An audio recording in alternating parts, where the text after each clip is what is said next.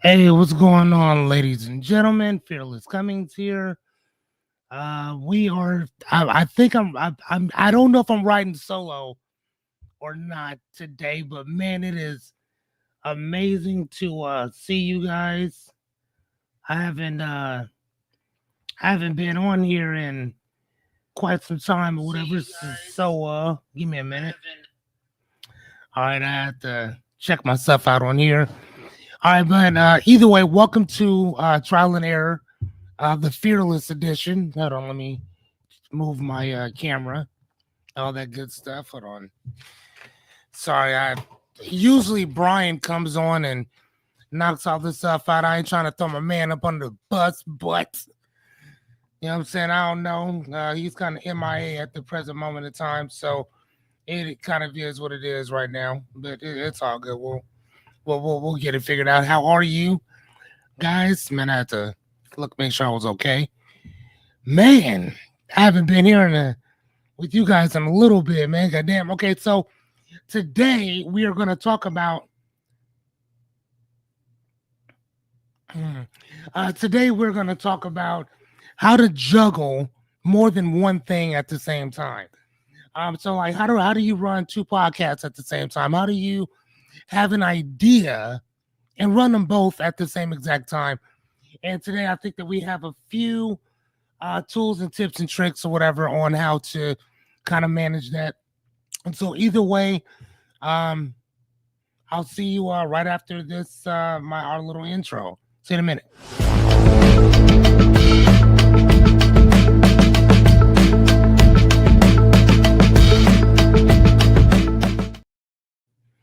What's going on? My name is Fearless Cummings, and welcome to the solo bolo edition of Trial and Error. Usually, I got my guy Brian with me. I don't know what is going on with that dude at this present moment of time, but we are here. No matter what, man, we got to keep it pushed. We got to keep it moving, no matter what.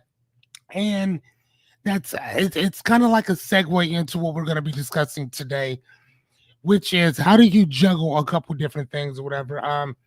For some of you who may not know, I have a couple different things. I have a coaching and service and company called Dad Don't Panic.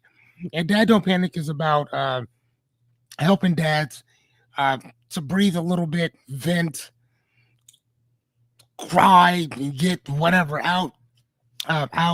It's mainly more like a coaching service for kind of dads on the go, man. I just finished doing 100 days of live videos not too long ago, and one of the things that I consistently get asked on a consistent basis, mainly from dads, is like, how do you do all this? You know, how did you do that with with family and work and this and the other? And I told him all the time, like, man, like it was difficult a lot.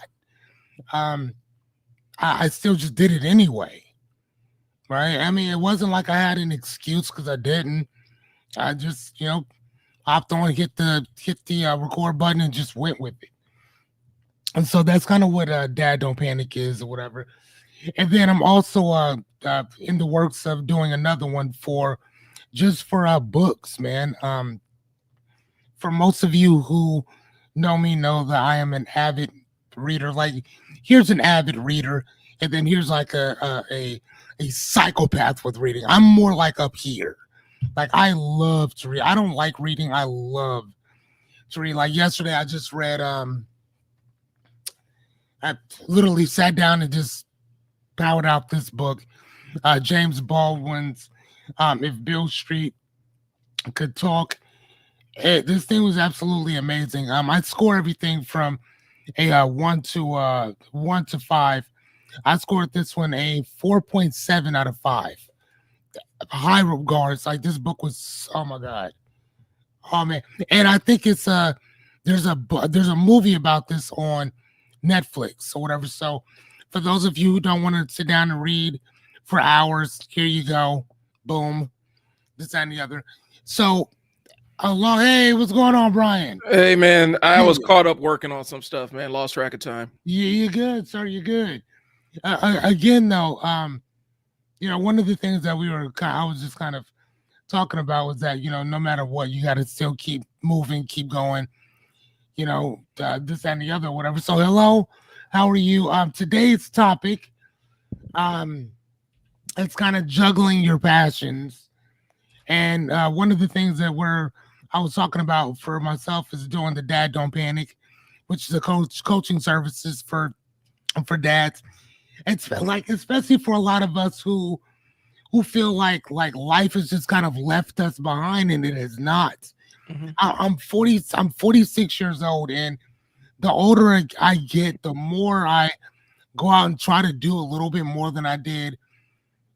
I'm saying the last 30 years before that, the last 20 years before that, because it's absolutely amazing. At least I think to get a little bit older, man, because I in my 20s I didn't think I was gonna live this long. The shit that I was doing, man, I thought I would either be. Here's the thing. I can't say that I thought that I would be dead or in jail. I can't say I thought that because I didn't. I didn't think anything. Like, you know what I mean? Like, I never Yeah. thought that I would get to the age of 46. I never thought that I would end up having a 13-year-old kid. You know what I'm saying? Like, I never thought that I would live that this long. And now that I have, I'm like, this is amazing. I can say a little bit more. I can do a little bit more. And then being in my late 40s, it's amazing because it's kind of like, all right, you know what I'm saying? Like, I think I get excused for certain things that a youngin probably wouldn't get away with. Right. You know what I'm saying? But somebody a little bit older, a little bit more seasoned, I'm like, man, it's just an old head. Ain't nobody worried about him. You know what I'm saying? Whereas, like I'll give you an example, like Dope Mans. Remember them shoes, Hmm. the Cortezes, bro. So if you go to Nike.com right now, they got them where you can build your own, right? And for those of y'all who can't see, it's what is these things called pop marks or whatever. And my watch and all that stuff. I love the Hmm. color red, love it. My car is white and red. It's white and red all on the inside of it. But I got a brand new, fresh pair of red and white Dope Mans. Oh my God, they're beautiful.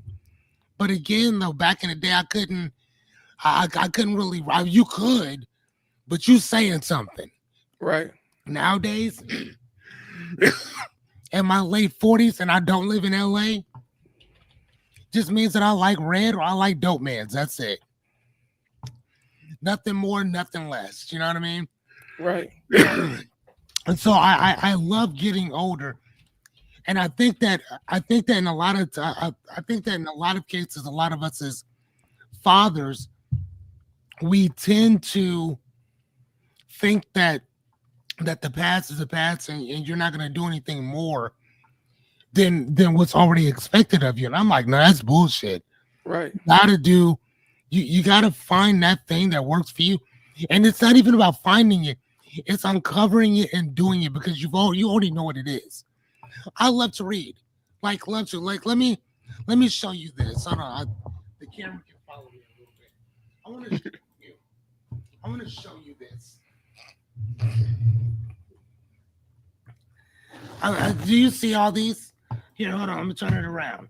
I'm gonna turn it around. I'm gonna turn it around. You see all these books? Yeah. Like here, I'm going to get on right. You sorry. Okay, do you see all these? And then there's even a few more that you guys can't see or whatever. But I read all of these within like the last like month and a half. It would have been more or whatever. I just didn't have the time during the daytime to sit down and knock them out. And majority of these books I've read within like a day. And so the reason why I'm telling y'all this is not to be a bragger, but to tell you that there's certain things that I absolutely love about life, and reading is one of them. Hmm. And one of the things that I'm consistently trying to tell fathers and moms too, don't get it twisted. or whatever, right? Because we wouldn't be here without you wouldn't be here without coming through the womb of a woman. Period. Um, but my point is that if you really want something and it means a lot to you, I guarantee you it's gonna mean a lot to somebody else too. And I think that by by how does it go? Fortune's the bull. How does that go? Um, I just heard that either today or last night. Something fortune's the bull. What is it?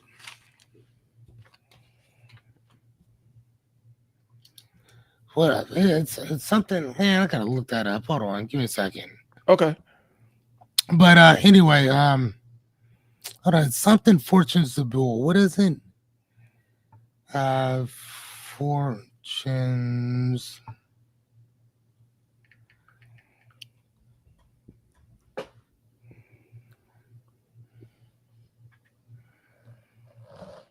Fortune favors the bull or the Oh, bull. fortune favors the bold. Yeah. Right. You know what I'm saying? And I think that again, most of us don't try shit. You know what I'm saying? And a lot of the reason why a lot of us don't try stuff is what I would call the ABCs of self development. And the C, one of the C's, because it's kind of ambiguous because Mhm. it comes kind of goes and comes or whatever. But it's comparison. We're always comparing ourselves Yeah. and comparing our successes and our failures to everybody else. And what comes easy for you may not come easy for somebody else. And that's usually when you know that that's the thing that works for you. So what I did was I decided to take two of the best things that I love about life and build my life around that, which is coaching and reading. It's my thing, man. And Yeah. I love being a dad. I don't like being a father. I love it. So why not help other fathers who may be going through some shit and you need not to, right? So Right. I'm here to assist. But either way, man, that's kind of what we're talking about now. I'm gonna send this thing over to you. Okay. Um, and I can kind of jump in regarding because I was on the vibe of the comparison thing this morning. Um, just reading, and I feel like we live in this weird comparison culture where it's really is bereft of any kind of deeper analysis. We just compare two things, Yeah. and it turns into which one we like better. And for me, I'm getting to that point where that's almost the most useless form of discourse where we're just comparing two things Yes. to see, because I know there's a level of comparison where it's a survival instinct, right? Like if you compare, sleeping outside versus sleeping in a shelter, you know, you're going to opt towards the shelter. But now we feel like we can't enjoy a thing without having something else to compare it to. And I almost feel like that robs the joy and the experience out of it. And it was weird because it happened to be about basketball players earlier this morning, Hmm. comparing to NBA players. And I'm like, well, why can't we just look at their careers in isolation? They didn't necessarily play at the same time. Um, why do we need to compare them? Why can't they just have their own strengths and we evaluate them based on what they brought in, as opposed to this person has to be better than that person? Anyway, so the thing, Real fast. What is your email again? um, mail at isellwords.net, Gotcha. I mail. got you. I got it. And so I wanted to kind of show you guys what I've been working on. Because this week, Fearless, last week, Fearless, we worked on getting the Dad Don't Panic stuff launched, and Yeah, for sure. I've been talking about what I'm doing with my Unstuck Session School, um, and really making it a place where people can bring the skills in that they have and figure out how to build a business or monetize those skills and make a little bit of income for themselves. Right. And so I'm gonna show you a tool that I was working. I just kind of finished up this morning. I'm doing the instructions now, so if you don't mind, I can show it to you. And Sure. I'm still getting the instructions, and some pieces of it may or may not work. But let me pull this up. And I'm going to integrate it somehow. I haven't figured out exactly how I'm going to integrate it in my school page. But if you're interested, I can leave my school address. It's $9 to get in, $9 a month to get in. You get a 7-day free trial. But if you want to jump in for a year, it's $50. Basically, you're getting my marketing and consulting brain.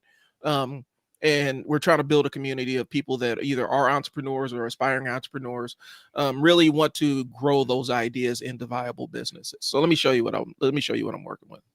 Yeah, please do. Come on. Here we go. All right.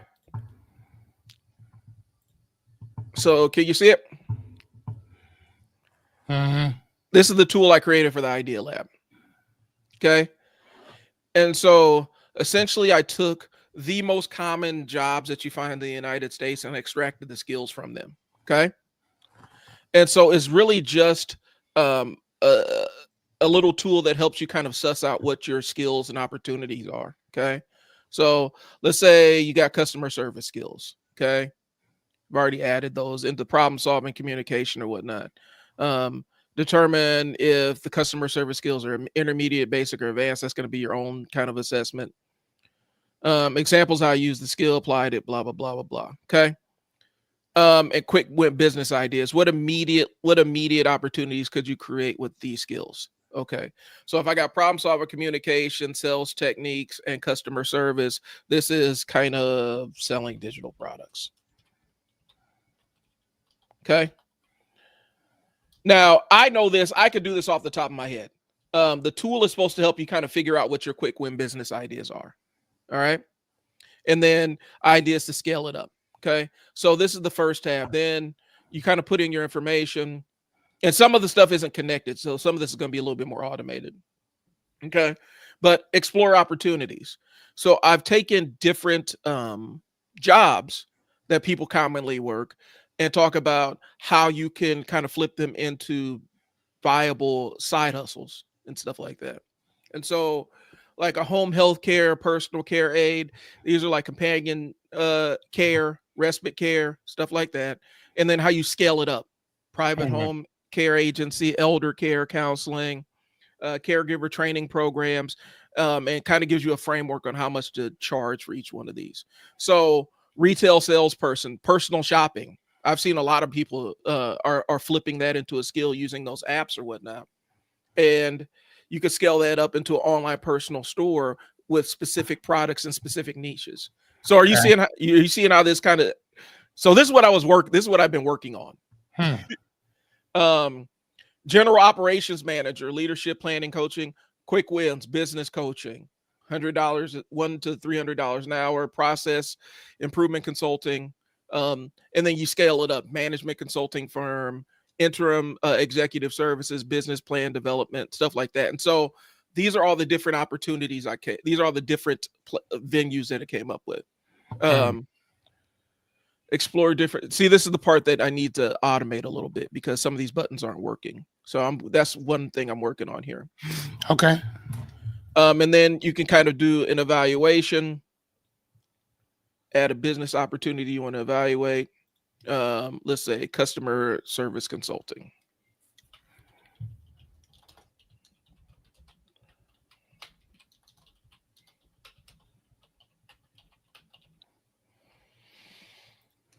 Okay. How well does this match your existing skills? What's the market demand? And so basically it's basing all these assessments off of the information I put in earlier. And then you could kind of say, how excited are you about this opportunity? Okay. And then now you go to the next one, and then you can kind of get to plan what your offer is. So you get to define what your offer is, discover the skills you need to learn to make it, design your minimum viable product, create the assets that you need. And so basically it's giving you a way to go from ideation to launch. And then at the end of the day, you can track it and you can add a new test or create a new plan. And so that's what this tool is. And so I'm creating a couple of the automations today. I got a client meeting later on, but connecting some of the bits and pieces behind the scenes to make this thing actually more of an automated tool. And so ideally the concept behind this thing is you can drop an idea into here, drop your skills into here, and it helps you create a business. Hmm. And so that's what I've been working on. Okay.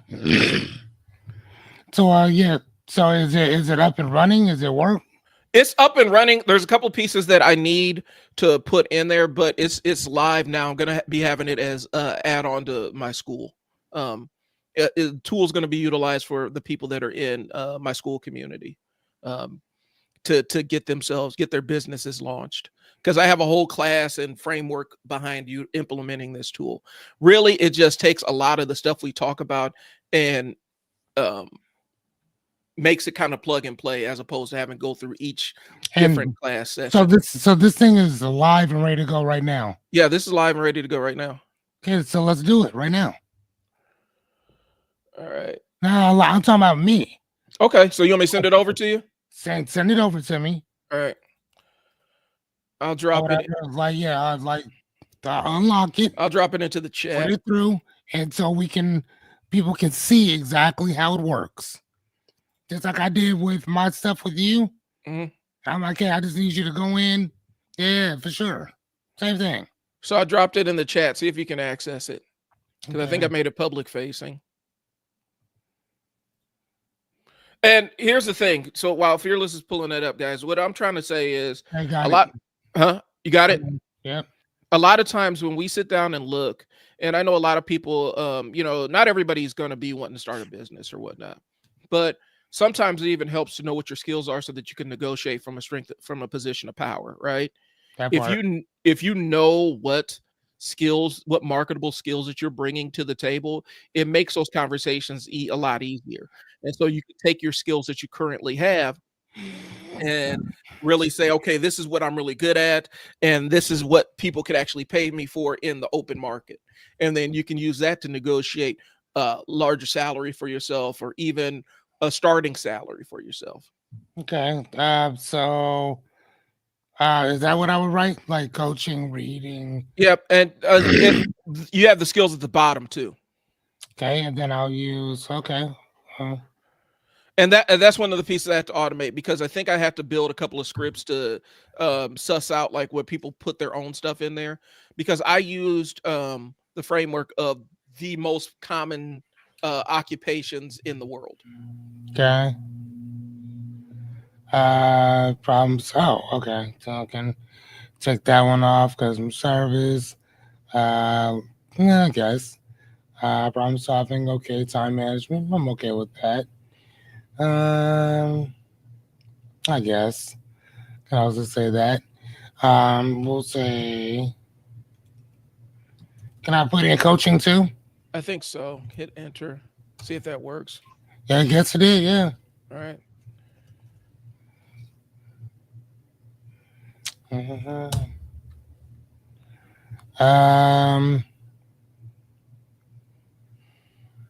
Oh, here's a very powerful one that most people don't talk about. Okay, boom. So this one here, I would put up there examples of how you've used the skill.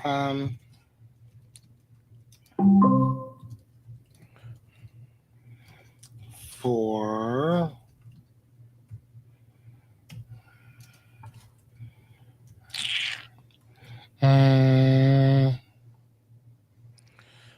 like the quick ideas, I think you get those from a little bit later on. Like I'm still working on the instruction piece of it. So hold on one second, because I have my instructions are written out.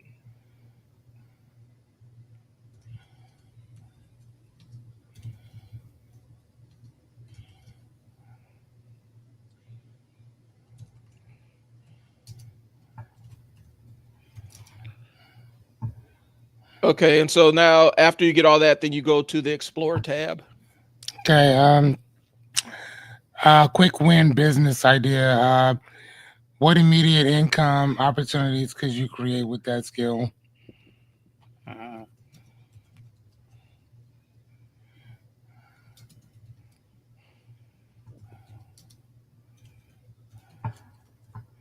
Okay.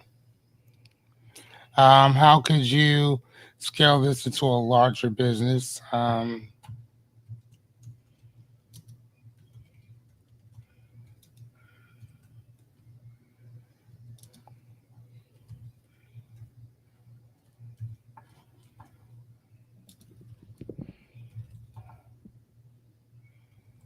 Okay.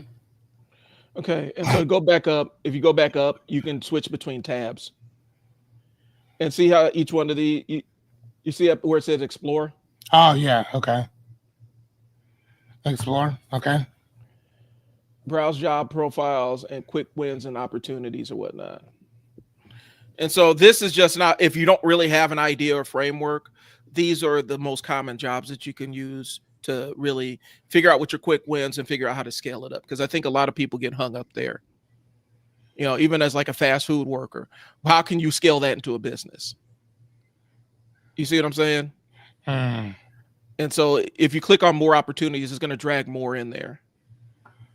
And more opportunities where. At the bottom, you were just over it right there. View all opportunities, I should say. Okay. Um. And see, this is the part I need to finish out automating. That's what I was working on. Because it's not responding exactly the way I wanted it to. No, it's not responding at all. That's what, and so I have to go back and work on that, the matrix part of it. Okay. What about the evaluate? All right, enter a business opportunity. So this is where you would be copying and pasting some stuff. So put life coaching in there. Let's see what it does. All right. And so it's basically weighing out against what your skills, what your current skills are.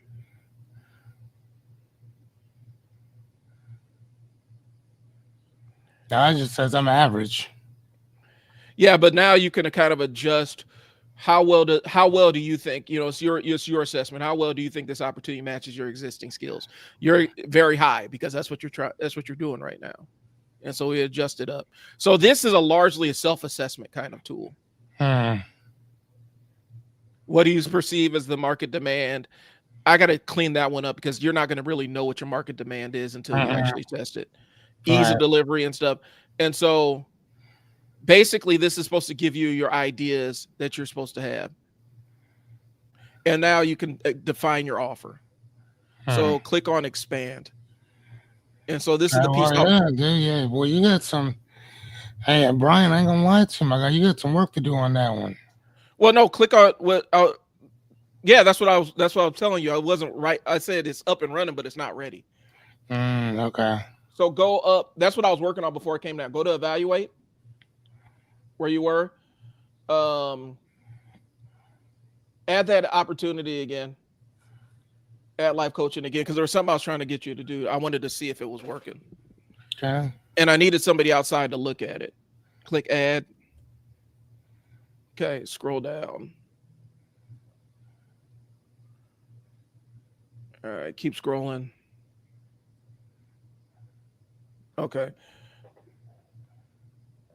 Because it's using some of those skills that you inputted earlier to assess it, but this is the large self-assessment stuff, but this is supposed to automatically assess it for you.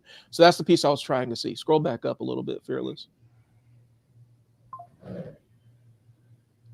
Up a little bit more. And then let's go to the last tab because I want to see what it comes up with all the way up. Track. Or actually, let's do plan. Let's go to plan first. Okay. Click on expand where it says define your offer.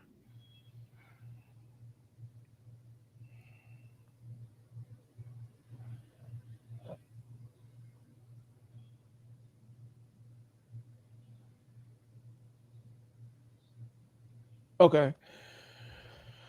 Click on expand next to design your MVP. Focus on core value. See, this part is working the way I wanted it to. There's a couple of automated pieces that I need to go back and recode. Create assets. Yep. So it's walking you through each step of a launch.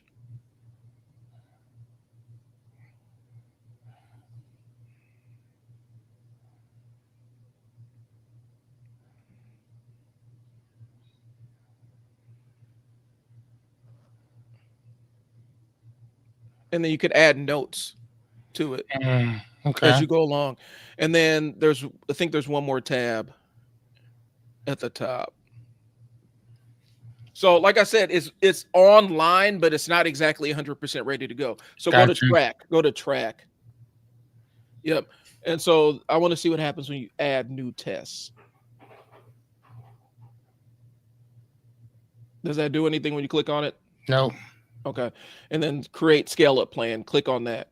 Because those buttons, if those buttons don't work, then those are two more things I got to do. No, they don't work. So it's a tool that I'm still working on. And there's a couple of things on the back end that need to get automated a little bit more. But the idea, the concept behind this is a tool that's going to allow you to kind of plug in what your basic skills are and flip it into give you a couple ideas to launch your business. Gotcha. And so it's still, like I said, that's why I was saying there's aspects of it that aren't 100% finished, but now I got a chance to see what buttons aren't working for you, because some of the stuff that was working on my end wasn't working on yours. Okay. So yep. I love that, man. That's kind of tight. And again, though, I mean, I bet that the people would want to see something like that too. You know what I mean? Mm-hmm. I'm like, nah, man. If you talk about it, pull it up. Let's go. Let's see. You know what I'm saying? Like, let's see how well it works. Yep.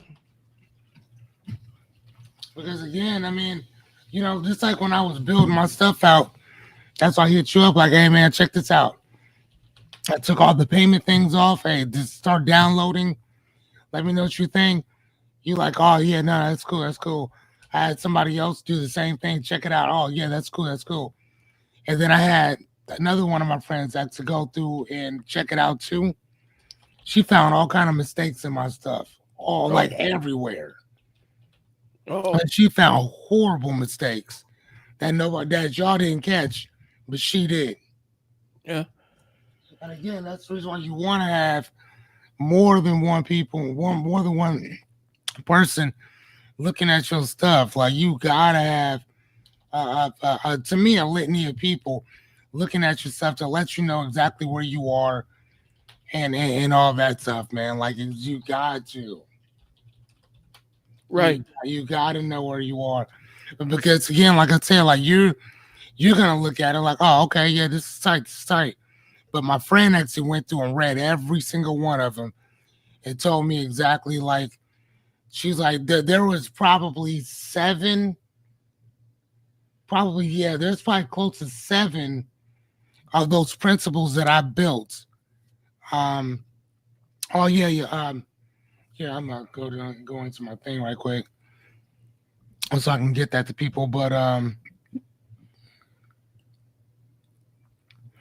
there's close to like 7 of them things in there that sorry, give me 1 second. There was like close to 7 or 8 of those different things that were in there that were the same. You know what I'm saying? So I had all the principles in there, but a lot of them were exactly the same. So if you guys want to check my thing out, here you go. Matter of fact, I will go in and show you guys kind of what we hold on 1 second, what we got going is as well. So you guys can see like everything that that Brian and I be talking about, like it's for real. We're not just talking about, hey man, like this is what y'all should be doing. Like, no, this is what we do. Like, so it's not like we're just sitting around talking about it. But so the first one is the Fearless Code of Finances. This is some of the principles that I use to get myself out of homelessness and stay out of it. Mm-hmm. And then the 33 principles for dad to lead. This is for, I don't know, we would deliver this. right to your inbox. I don't know if I like that. I probably change that out. But it's like 33 different principles that I use for my life, like now and stuff that I teach my kid too, or whatever. So it's not just a thing that of just being a father. It's a father who leads, which doesn't mean that like you're the king of your household or this that, and the other. You got to lead yourself before you try to lead somebody else. So and this is some of the stuff that we're talking about, and then we got the 45-minute coaching call up here with me as well. As you can see, like Tuesdays, I do not. Um, hold on, let's. I don't. I think I swapped my Tuesdays out. Yes, that's why you don't see it. Hold on, what is today? Today is Tuesday, whatever. So what's it's not in there. So like Tuesday mornings will probably be taken off the board because of what we're doing with uh, myself and Brian here. But this is kind of this real. I like everything I do simple, real cool, simple. So again, if you got a business or you're selling something, this is what I use. Right? I use this thing called what is this thing called, bro? Stand store. Stand store. And again, so here you go. I'll probably have to change that picture up because I don't like that picture. But like, yeah, man, it's just some real cool stuff in there. If you need Chat GPT to help you guys to write some of your stuff out, dude, have them do it. But like, yeah, if you need to know anything about me, all my information's basically right there. Like it's I love that. You know what I'm saying? Because it's all done. You know what I'm saying? So when you're looking at your stuff or whatever, this is kind of and to again, it's simple as shit. And I think that that's why I like it so much, is because it's simple. Right. I don't like convoluted. I don't like complication. I like everything I do to be real simple. So my website, for the most part, that's kind of what that is. It's gonna be simple. Everything I do is Right. gonna be real simple stuff. So like yeah, so I mean, but yeah, but and that's kind of the whole thing. So kind of getting into what we were talking about before, or what our thing is juggling our passions. I wanted to ask you, um, as I'm kind of doing this thing or whatever, is it possible to build not I don't know about a community, but a page on my Facebook specifically for books? Yeah. I mean, it's not hard. The thing that determines whether you want a page or a community, whether is based on whether you want to interact, if you want people to interact with you directly, or just see and comment, if that makes sense. Because one allows people to generate their own posts and maybe generate their own book recommendations, and the other one would be just them reacting to stuff that you post. Hmm. Okay, so then the community is based on everybody kind of doing their thing, Yep. this and the other. So can I have a community and a page Yeah. for that? Yeah, you can. For the same thing? Yeah. Okay.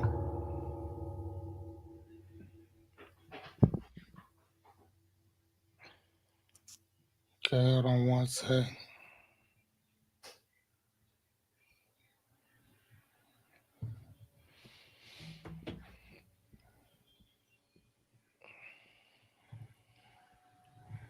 Okay.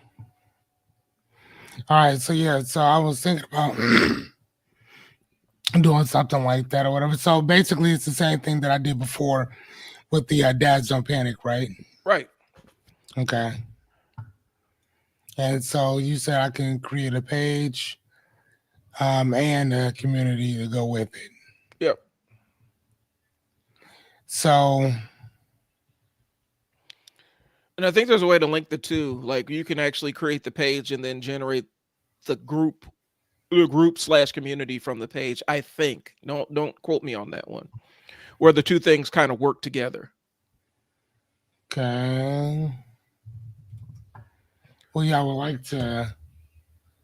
Um, Or the community or the page can actually be the admin for the page or the community. Does that make sense? So the name of the page, the name of the book page would actually be an admin in the group that you create. okay, so what? Okay, so here's what I can you see? Let me add it to the stage. It's already added. I just added it. Oh, it wasn't on mine for whatever reason. So Mm. yeah, I can see it now. Okay, so now how do I here? Let me clear out of that. Okay, so how do I create another page? I mean, the same way you created this one. Are you creating it from your main account? Because here's the thing, and this is where it gets confusing. Okay, give it to me. So when you create a page, the page ends up becoming like its own persona for you. And Okay, so you're shuffling between your private, your main profile page, the persona of your main profile, and the persona of the pages you create. okay. So I need to see where you're at, is what I'm saying. So are you online as Dad Don't Panic, or are you online as Fearless? I think you're online as Dad Don't Panic. Right now I am. All right, so That's what this is. go up to the little the Like, squares. Yep, it's right here. yep, and click on groups. Is that what you're trying to do? Right, you're trying to create a group. I mean, I don't. Again, that's why I'm asking you. I have no idea. I just want to go in and make videos and talk about books. Okay, so I would go back to your main profile. So go up to the top where, yeah, right Home. there. Yep, click on that because this is under Dad Don't Panic. So click on that. Oh, Bring the you mean drop down like back. go back over here? Yeah, so that it's not all under Dad Don't Panic, because anything you create on that tab is going to be under Dad Don't Panic. So now Gotcha. go up to that. Go back up to that. That the box right there, and Okay. then click on whether you want to create a page or a group. It doesn't matter which. I don't think it matters which one you Which create one it can from. I? Which one can I make? Which one can I make? Admin. No. Which one can I do videos and stuff on? You can do videos on both of them. The page is more or less for like almost like the page is your storefront, um, and the group page is where all your customers hang out. Okay. So yeah. All right. So then let's set it up as a group. I mean, let's try to set it up as a page, Yep, and then the group. yep, Yes. yep. Oh wow. Okay.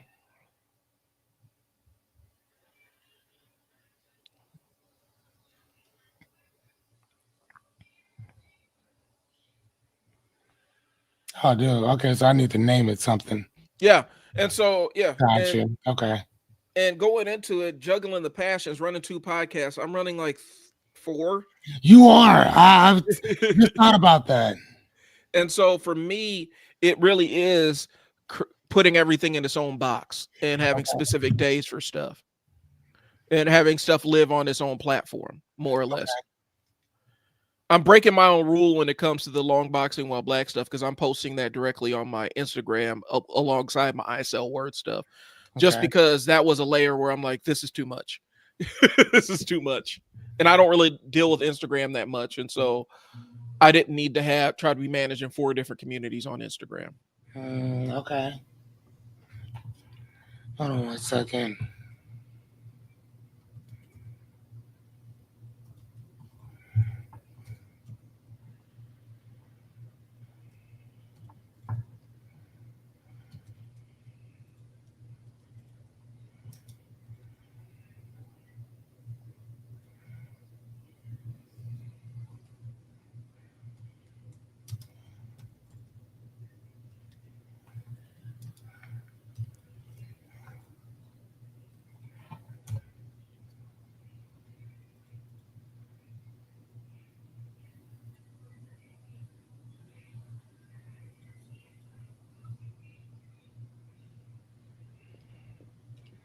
Okay, got it.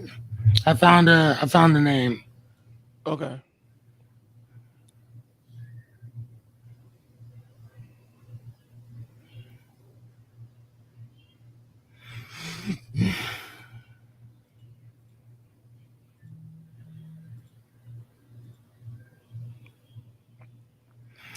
All right, so check this out, dude. So I Okay. was thinking. So I was thinking about the name. I had that really long one before, but I don't have that one anymore.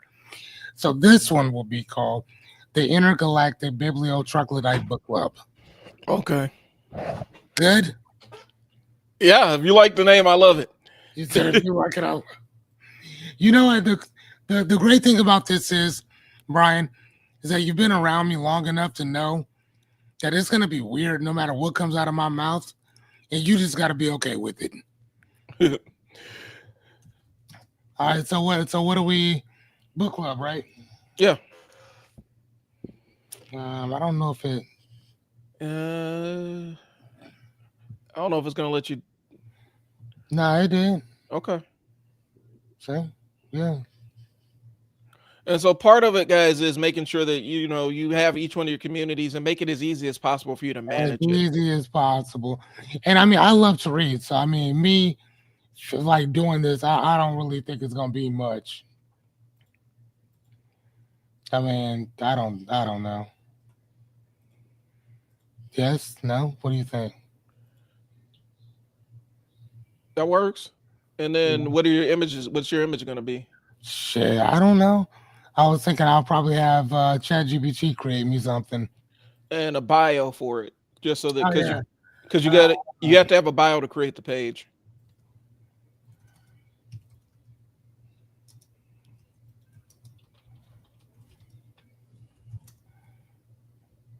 um,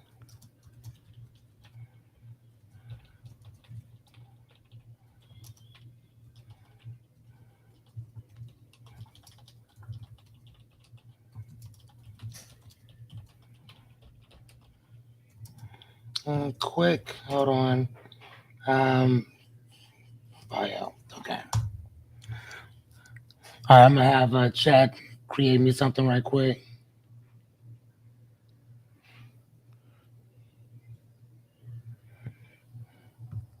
Because I know that you can't have too. I know that my bio cannot be too long. Mhm.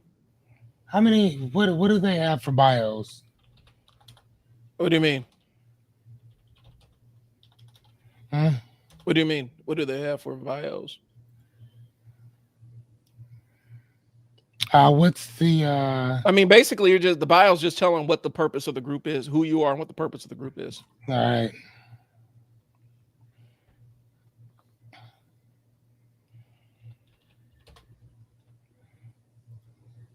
I was gonna make this thing so goddamn long.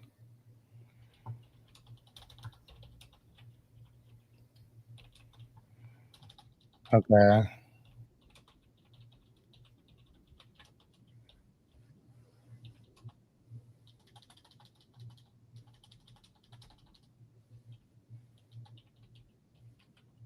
Sorry, responding to something.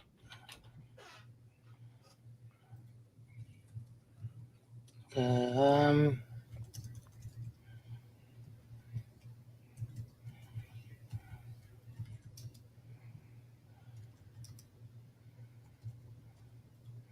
Everywhere.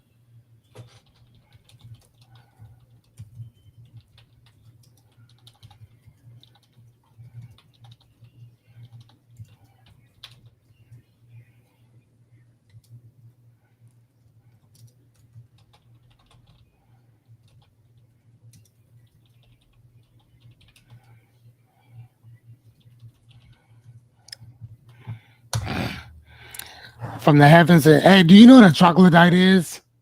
Yeah, I think it's Well, no, I'm thinking of homunculus. I know what a troglodyte because I've called somebody troglodytic before. It's kind of like a caveman or something, isn't Yeah, it? it is. It's a Yeah. cave dweller. Yeah. So, all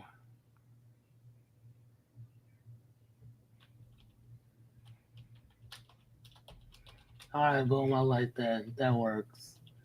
Check this out, bro. I think that this will get your. I don't need your approval, but if I needed it, I think I'd have it. Here we go. Check that out. Can you see it? I can see it. To share, I like that. Heaven and Cave would like to share our You know what I'm saying? I love that. I love that, and it doesn't shy away from anyone from anywhere. Um. Okay. So what am I? What is okay? What is it? It's not. Uh,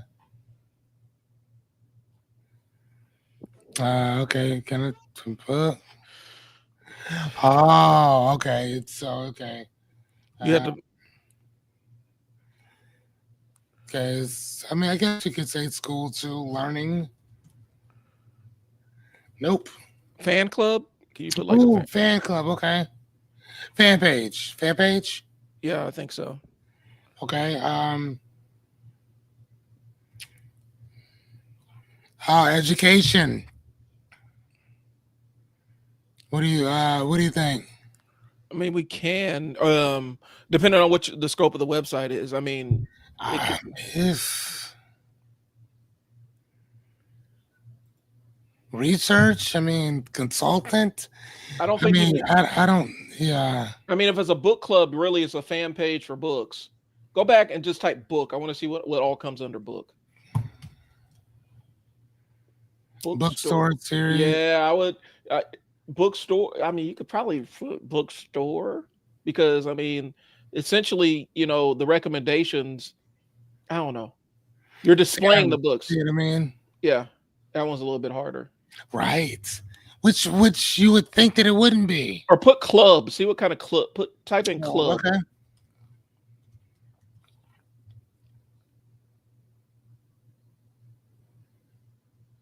Huh.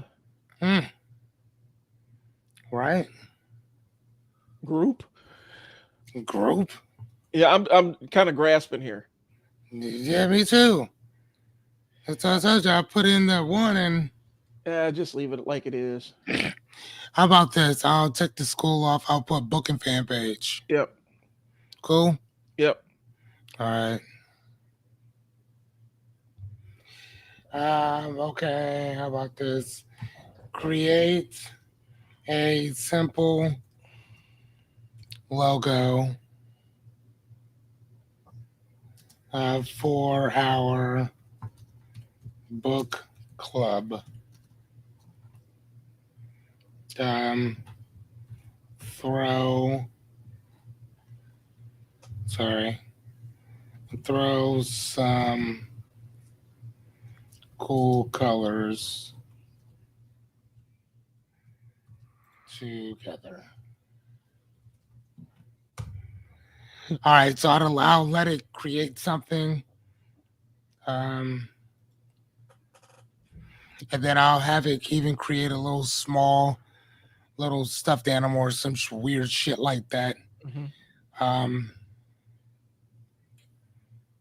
for the thing or whatever. I guess I could just have it create a little something for me and um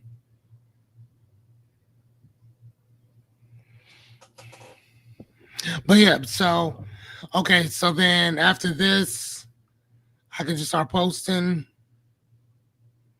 Dude, I can almost guarantee you, dude, this one will probably like can you monetize this? I mean, there's a couple of different ways we can talk about. I mean, you're not directly on Facebook. Well, actually, I mean, posting content like I've been getting paid for videos I posted on stuff, but it takes a little bit of time. You just got to build up an audience for it. Mm, But content that you post on these pages, you can get a check from them. ugh, that is horrible. Yeah, don't worry about that stuff, the page health stuff yet, because you haven't built out all that stuff yet. Oh, what? You talking about this right here? Yeah. Yeah, I ain't tripping on that. I was looking at damn, next. I was looking at the intergalactic space um, spaceship flying with books everywhere.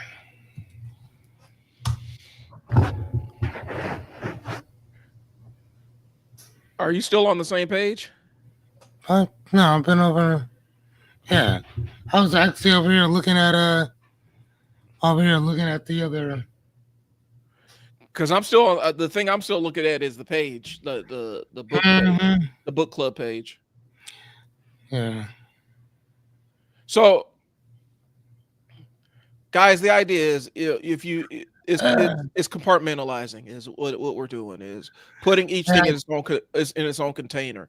Because especially when you're trying to juggle multiple IPs and pieces of intellectual property, you unless they actually work together, um, you don't want to cross pollinate because you can really get lost in the weeds with creating content and you can bury yourself up to the neck. And here's the reality.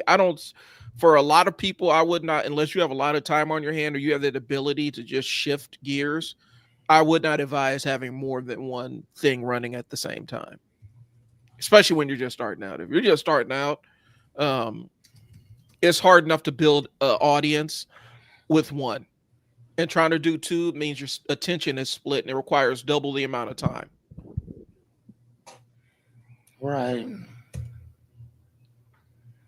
No, but yeah, I get that. That like a lot, and I mean, but I think though that and that's kind of what I was going to talk to you about too, is because you got trial and error, unstuck, and then you got like 5 or 6 other things going on. Yeah. I get some that there's ones that I get paid for, and then ones that I'm just doing for and trying to build out an audience for it until we can monetize it. And so that's kind of where I mean it's a challenge. I'm not going to lie to you, and it's going to come to a point where I have to narrow my focus on some stuff. That's just the reality of things. Um, Right. Essentially, I think when I get the school community up and running and get this tool finished, I'm gonna have to figure out where the Unstuck brand is going to live, and if it's going to be because I have to create content for it um, in order to drive traffic to it. Hmm. And so that's almost a non-negotiable with it. Like I have to create content on Facebook and YouTube to drive traffic. But other aspects of it, I don't know if I'm going to continue on with the format of the podcast as it exists. It may just be short Right. form YouTube clips, just because trying to come up with a live stream topic every week is challenging.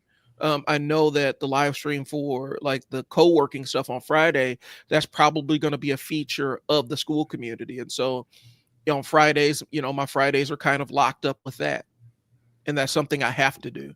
And so it's figuring out what I have to do and what I don't have to do. Plus, I'm gonna probably be taking on a couple of other podcast clients, and so I'm really gonna have to laser focus in on some stuff. Um, Realizing that for me, the comic book and nerd stuff is how I decompress, Hmm. and so I'm almost making that a non-negotiable for myself Okay. because when I don't have that outlet, um, it's weird because with my ADHD, I tend to hyper focus, and it's all limited by how much dopamine I got in my system at any given amount of time. And so when I hyper focus on something, um, I burn through all my reserves really, really fast. And so if I don't give the nerd stuff attention, I will absolutely go down a rabbit hole where I'm scrolling through wikis and downloading comic books and absolutely just going all in because I haven't given myself an opportunity to like enjoy that part of my interests. And so if I compartmentalize it, put it on Tuesday nights where that's my live stream and that's where I talk about my nerd stuff, then that kind of satiates that piece of it. So it doesn't Mhm. take over other parts of my week. Gotcha. So You know what though? I'll say this. Um, I think though, like that for you, um, I think that for all of us, um, you have to find that balance that rejuvenates Hmm. or replenishes um, your bandwidth, if you will. You know what I'm saying? For me, it's knocking out book after book after book after book. And not only that though, but I do watch movies. I just played and beat in 2 days that new Mafia game, the Old Country. Uh-huh. That shit was whack. I'm not even gonna lie to you. Um, because it's not a free world type of thing or whatever. You know what I mean? It's very stationary where you have to do this.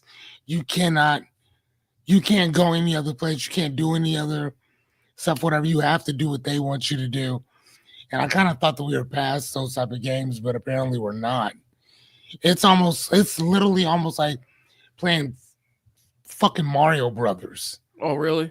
Like, dude, yeah, like no joke. I mean, or like Contra back in the day.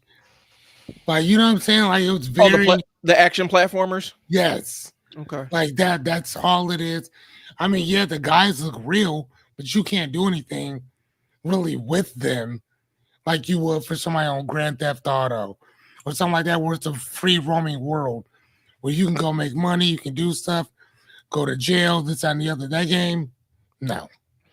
Oh, speaking of GTA, I heard about this cat. I don't know if he's a young rapper or whatnot. He might be. He started his own custom GTA server, and he charges people for access.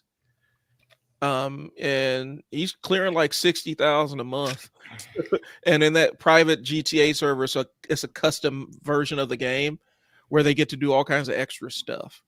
Good. And so he's created a little business, a side business for himself, maintaining and running that server and making sure Good. it's up 24 hours a day, 7 days a week, whenever somebody wants to access it. Good. And so, I you love know, it. but the open world games, there's a balance. I almost feel like there's too much open world. Like there's Okay. there's almost too many open world games where sometimes there's an open world and ain't nothing to do in the open world. Just or just out You, there. you know what? I just played Assassin's Creed Uh, Shadows, and literally just beat that to like the whole game. And like, yeah, like I done everything. I mean, you can go get new skins and this and the other, but I mean, like, and it has like more stuff that you can do. But I was just kind of like, yeah, I'm good. I'm getting bored, kind of just doing the same thing. And so again, I mean, but my first love and my backup to everything is going to go read. right. You know what I'm saying? Like that's my backup for everything. And you know, that's one of the things that I try to teach my son is that I'm like, bro, like that's you gotta have something that if the power were to go out, if we have no energy, you can't go in and turn a light on, electricity don't work. You gotta have something that entertains you that has nothing to do with electronics. Right. You know what I'm saying? I mean, people live thousands of years without having a phone. You know what I'm saying? Without having TV, without having the iPad, without having all of these things that we use to to take our minds off of what you should be probably doing. Or what you could be doing, because I'm like, he's 13. So like, you know what I'm saying? It ain't like he got kids or nothing. Right. And so I mean, I remember back in them days, man, everybody everybody read. Everybody. Because there wasn't nothing else to do. They read every bit of that newspaper. All of it. Newspaper, I mean, they read, and then when radio came out, that was a big thing too. Read and gathered around the Everything, radio. yeah. Gathered around the radio and listened. They were great listeners. Man, that it's so crazy that we can sit and talk about how much of great speakers we are, but how many of us can really say that we're great listeners? Yeah, I You know struggle what I'm with it. saying? I'm not the best. I have to actually put effort into active listening. That's something that because my mind I generate so many ideas in the course. Like I'll listen to what somebody says, and instantly my mind goes down the trail of how many different ideas can I come up with this idea. Or I'll hear something fascinating, or even a figure of speech, and that word gets lodged in my brain. And so I have to make an effort to actually really focus on the listening instead of just waiting to talk. That's something I learned about myself. Hmm. You Okay. know, and so I mean, you better figure it out now before somebody else helps you figure it out. well, and it's something I learned because I used to have to remember my entire life before this was managing caseworkers and doing intake assessments and everything. And so most of my day was spent active listening. So what happens is when you're forced, like when you have an area that's not a strength and you're forced to live in that place that's not a strength for so long, you end up just adjusting to it, and it ends up becoming something that you're able to, with effort, you're able to lock in and do. Okay. And so I learned how to be a better listener through my job, you know. And that was 10 years because I had to actively listen to clients as they were coming in and do those assessments, make sure that my workers were actively listening to what the client's needs were, and identifying safety concerns, sussing them out as they came out in the intake, and actively listening to my workers for areas that I needed them, for areas that they missed or what they needed to develop. And so it Okay. was a place I was forced to live for a long time. Okay.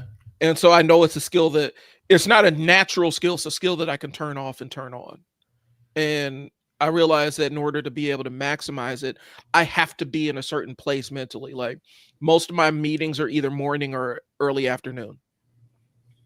Um, if I have something pop up that's unexpected before a meeting, I have to be real careful about how much time that consumes, Mhm. because it will absolutely power through, it will actually chew through my reserves of being Okay. able to be the listener I needed to be. And Okay. so it's just a balance, man. It's like learning how my dopamine in my brain works. Hmm. When I was case manager, when I was managing, managing case manager and stuff, I used to have entire days that were just blacked out for me to focus on paperwork, Hmm. like completely blacked out day.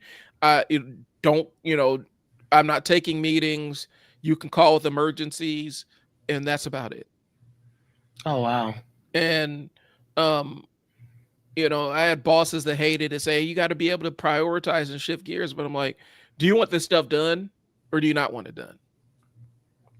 Because I make myself available 4 days out of the week. This is the one day I'm asking so that I can make sure everything is right for your documentation purposes so that you can pass whatever accreditation you got coming up. That part. So it's understanding how your brain works. A lot of times we're not great about introspecting about ourselves. I've been forced to learn a lot about my brain because I was living in jobs and gigs that weren't necessarily conducive to how my brain worked. Hmm. So I mean, well, yeah. I think that once you kind of figure out what works for you, then it becomes something that just it becomes a lot easier to kind of navigate. And I don't think that you get stuck as much because you understand what your lane is. And again, and it doesn't mean that you can't move out of your lane. There's not Nobody's saying that you can't do that. All right, we're saying is that we have to focus on what's actually what you're good at, where you are, and then we can maybe kind of pivot over there if we need to. And there's nothing wrong with that. Matter of fact, that's a great thing to actually do. Um, Sometimes, whatever. So I think, and again, kind of like we talked about before, the whole thing with Dad Don't Panic. That's kind of what we're discussing as well. Um, One of the principles that I have for the 33 things is kind of what you just said too. Though is that like you have to be willing to know you. hmm And how many people are dead or in jail or stuck right now in a situation because they never got the time or took the time to figure out who they were, and they let somebody else do it instead. yeah. And You feel me? people will do that a lot to you. It's the weirdest thing. People will absolutely put you into these boxes, and kind of delineate who you are. And if you Yeah, don't spend enough time to identify who you really are, and also embrace, because a lot of times we'll talk about what we're really good at, but we don't spend enough time talking about what we're not good at, or that part. areas that we actually need to develop and give an active attention to it. Mm, And that's one thing I've always tried to learn is where are my blind spots, so that if I know what my blind spots are, either I can hire that out and hire somebody to work in yeah, those blind for spots, sure. or if it's a skill I need to internalize, learn the skills to actually be competent at the blind spot without having to master it. That part. That part. And I mean, that's all. And that's really all we're kind of saying, man. It's kind of like we started it off, man. Fortune favors the bold, and fortune is again to me one of those things of understanding where you are and then just walking that path. Right. You know what I'm saying? I think who was it? It was oh my gosh, I think I wrote it down too. This dude said the slickest stuff. Give me a second. He said, hold on, who's the one who said it? Hold on one second. Hold on, dump and go. Hold on. I'm telling you, boy, I be writing stuff down. I'm hold on, being father. Okay.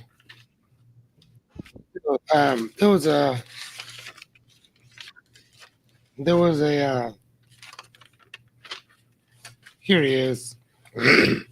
This is so deep. Man is the only creature who refuses to be what he is. Albert Camus, French Mhm. philosopher. I'm gonna say that again because that's so deep. Man is the only creature who refuses to be what he is. Ain't that crazy? Yeah. I mean, when I heard that, I was like, where did I hear this at? Then I was reading a book. Man, I don't know which one it was either. That was funny. But it was so good I had to write it down. Hmm. But I just thought like, man, and then it also said, actually in the video game, he said an enemy can hurt you. Hold on, he said an enemy can't hurt you like a friend would.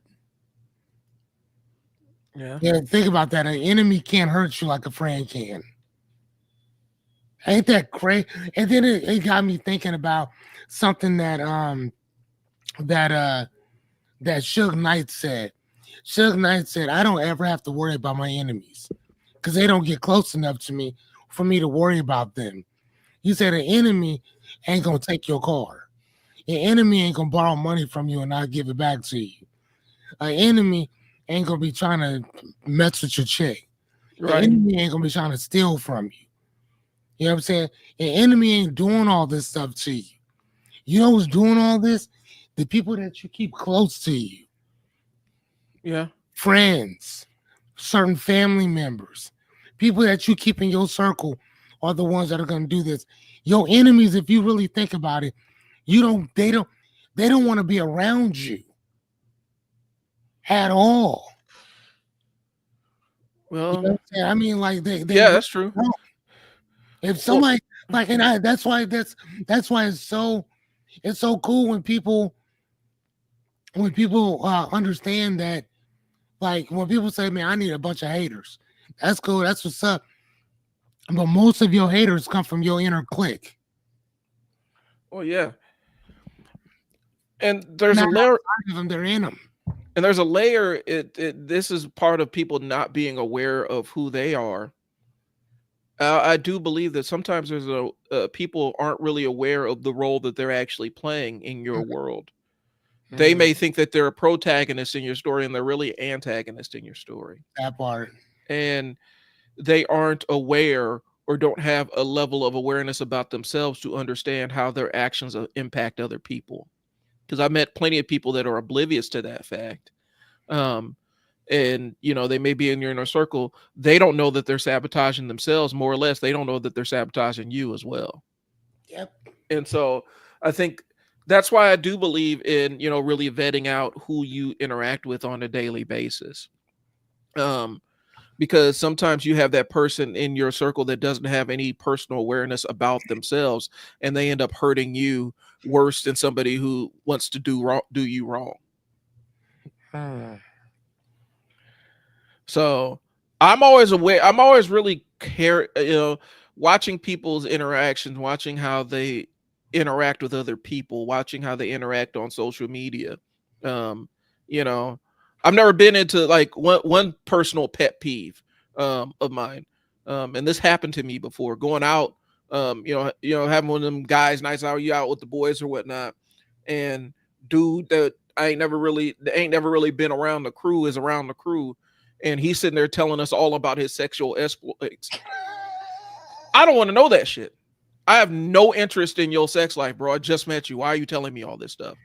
And Yeah, yeah. and to not have that level of awareness, like I don't want to know all these personal disclosures about you, bro. I really don't. You can keep all that. And for me, that's somebody like if they're willing to be that open with that part of it, then they're gonna spread. If I tell them something that I need to hold them to hold, they're gonna spread that all over the planet. Hey, your business is everybody's business. Don't get it twisted. And so I instantly said, "Yeah, I am building with Um, you, bro." he said, Like, I'm good on this one. yeah. And You, so, yeah, yeah. No, that's something though, man. And it really sucks too, though, because um, and when you just said that, I just put that in one of the I just added that to the list of principles. If I'm talking to my kid, if I'm telling my kid to do this, and I put in here, vet your circle often. yeah, Don't do it when, what I'm saying. Don't do it. Um, hold on. Don't do it when something happens. But you see what I'm saying on that? Like you don't want. I don't think that you want to do that when something is bad going on. I think that that's something that you should be doing. yeah, Just in general. You know what I'm saying? Like you should be thinking about, what you bring to people's table as a vote, as well as what they bring to yours. If they're not really doing anything. And again, I'm not necessarily saying that a person has to do something for you.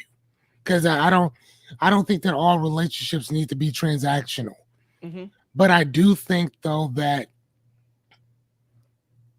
if I'm not trying to help you better yourself and vice versa, what are we doing? that's true. And that's the balance, though, You because know, I mean, it's I don't not know. necessarily transactional. Sometimes it is, but other times it's just in general. If you're not, if every time you come around is gloom and doom and everything's wrong and everything's awful, and you give me a general feeling of malaise and just I don't feel right, it's hard to look forward to interacting with you. And so Mhm. I'm not getting anything out of this. I don't have relationships based on what I can get out of somebody. I don't want people to get that twisted. But if you're introducing negativity every single time, and that's all it ever is. And it's that immobile kind of negativity. Where I'm saying you have the negativity and then you don't want to take steps to improve or remove that negativity or advance forward. I have an issue with that. And I can't Right. really deal with somebody that wants to dwell and linger wallow in their own bullshit. I don't have time. Like in my interpersonal life, I help out people that are willing. Yeah, I always help out people that are willing to receive and say, hey, yeah, I want to fix this. I need your advice on fixing this, or this is what I'm working on. Let me tell you what my progress is. Yeah, for But sure. if every single time it's a new insurmountable problem and you want to give away all your power to everybody external to you, and you never want to take any ownership or command of your outcomes, I don't have energy for that anymore. I dealt with that with a lot of families I worked with. And my goal was to give them the tools where they did realize that they had some power within a Mhm. situation to transform their lives. Right. Um, And so, I don't know. I guess for me, that's a different thing. And so I get where you're going with it, because I don't also necessarily believe, like, when people talk about like dating shit, like, I don't believe that every interaction that you have with every single stranger needs to be transactional based. You know what I'm saying? Right. Because you go out with somebody, they're supposed to give you something, or they're supposed to pay for something, or they're supposed to that that obligates them to sex and all. I don't believe in that shit, right? Mhm. I don't like, and when I see people talking like that, I realize that for me, it's like, it's a sad life where every interaction that you have with another human being is strictly transactional. Like, to me, that's a sad life to live. But at That the part. same time, don't just be bringing negative into my world and then you're not looking to fix it. You just want to sit in negative. Like, Right. you just want to sit in there and you're looking for an accomplice to your misery. I don't want to be an accomplice to your misery. I got my own issues I'm sorting through. I can't be drugged down by your own issues. Right. And I already have a bad habit of absorbing other people's moods. Mm-hmm. And so if your mood is down every single time and nothing ever works and you're not willing to try anything, you just want to sit in that space, I can't exist. I can't exist with you. Right. So I mean, that's my no, but no, but that, and again, though, I think that we do a lot of that, in general, and again, like I try to tell people, I mean, like, it's unfortunate. I think it all depends on who we're doing it with and for, mhm. or whatever. Because I mean, I think that we can all have a bad day or whatever. It's just we just need to fucking vent, man. We got to get it out. Right. Yeah, and there's nothing wrong with that. At least I don't think so at all. Um, Especially if you feel that you're around friends that you can just kind of be yourself with, cool, do that. But bro, if all you do is just complain, complain, complain, complain, bro, like, and you have absolutely no objective in fixing anything, Yeah. I'm good on that shit. You can keep that shit to yourself, cousin. You know what they call that? Because I'm actually doing a podcast about this tonight. It's called Loser Core. Hmm. It's called Loser Core. And it's a lot of spaces that are geared toward loser core. Like, a lot of the manosphere has a lot of loser core elements in it, where all it is just people sitting around commiserating about people they don't like, or how people are trying to get over them, or how somebody's screwing them over and stuff. And it's embracing elements of, I'm a loser, I'm the outcast, everybody hates me, and blah blah blah. And they never really get past that. And it's just Right. them complaining about everything that's in conjunction with it, like Mhm. injecting their misery into everything, you Got know. it. And here's the thing. I grew up as a black nerd in the 90s, bro. Before it was cool, before nerd was really a cool thing for a black person to be. You know what I'm saying? If you're talking about dealing with the outcast stuff and all the other stuff, yeah, I dealt with a lot of that. I also I also dealt with therapy and I got over a lot of stuff. Um, but some people are living in this era where everything is miserable and nothing is right. All the women hate them, and everything's against them and stuff like that. And then wondering why nothing good ever manifests in their life, because they're so focused on everything that they hate. Yeah. Yeah, a bunch of incels. That's exactly what it is. And incel culture is tied to that loser core thing. Yeah. They think it's cute to be online and post about, I don't get any women. Nobody cares about this, bro. Like, what are you doing to fix it? Well, I can't. I'm short and I don't have any money. There's lots of short, broke dudes with girls, bro. What are you doing to your life? What are you doing in your life, bro? I know one right now. So, The dude is 33, I think 33, 34. A tiny little guy. mhm, And he lives in a whole group home. A group home, like literally, no joke. yeah, That dude can be broke as shit, but he keep a woman around him, right. or two, or three. Always keeps a woman around him. And you sit there and look like, how? And you like, I don't know. But he told me one day, he said, that is the one thing I will never be without is a woman. Yeah, Ever.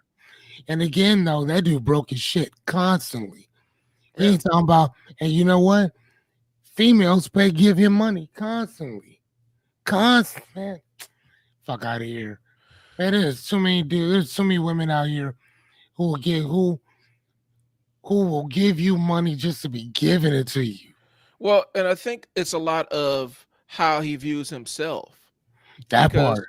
because you know, yeah, all this stuff is working against him, but he doesn't necessarily view that as a limitation for him. He's just it's just a status of where he's at right now. That part. But what happens is it turns into, and this is kind of how my outline goes. It's like you start with I'm just a loser, and then it's like people are mean to me because I'm a loser. Then it turns into women are the problem. Then it's society is against me, and then it becomes well all these other races are to blame, and that's how the pipeline goes. And so Amen. and so it's just it's like you don't have to stay in that place. Right. Just because you have a dim view of yourself doesn't mean that it's true. On one hand, the other side is, and if it is true, then fix it. Like Mhm. get out and fix it. But when you just embrace being a loser as part of your badge, like who you are as a person, and you wonder why all you talk about is how big of a loser you are, and then you wonder why. Well, why won't they hang out with me? Well, I don't want to hang out with somebody like that, bro. I don't want to hang Right. out with somebody. Right. And the question that I would ask that person if we were coaching is, would you want to hang out with you? Yeah, Like if you were talking, if you heard you and you were around you, would you want to hang out with you? You that know, part. and seriously, and sometimes it's a yes, sometimes it's a no. And again, if you keep saying, yeah, I would love to hang out with me, then find people who are like you. Right. That's it. Like find them. I mean, I don't know where you would find them, but I mean, sure, it's somewhere online. Looking for some. But again, though, you have to state what your problem is in order to find your community. So if Right. my community is fuck, like if it's dads who matter, then cool, type that in, and you'll find a whole group of people who do that. If you want to find people who complain about women, say men who are treated like shit or something like that, that's where you'll find them. So it's not going to be, it's not going to be the superfluous thing. It's going to be that underlining problem that you have. Right. It's like being broke while dad or some shit like that. Yeah. That's where you're going to find your people at. Type that in, you'll find them. They're all over the goddamn place. Right. Or whatever. So like, yeah, no, I want to, I love books, so I want to talk to people who sell books and who do uh who who are just involved with books. Hmm. I like books, right? I'm also a life coach who works with and coaches fathers who maybe feel like life is just kind of passing them by and they need to scream, shout, yell to get reacclimated with themselves. That's what I'm here for. So there's a couple different things that we're bringing to the proverbial table, but I'm staying in my lane. Right. You know what I'm saying? I'm not switch hitting and trying to go off and go into like your thing. Your thing is your thing. And that's a really fun thing too. If you remember when we first started doing this, like we were talking about it off the bat. Hmm. Like I don't want to do what you do. Right. You know what I'm saying? Like we talked about that early on. Like nah, like that's not my objective. I don't want to talk like I don't mind talking business to a certain degree, but that's not my thing. Right. Marketing and advertising is not my thing. That's your thing. And even if I did know a lot about that, I told you before, I'm sending them to you.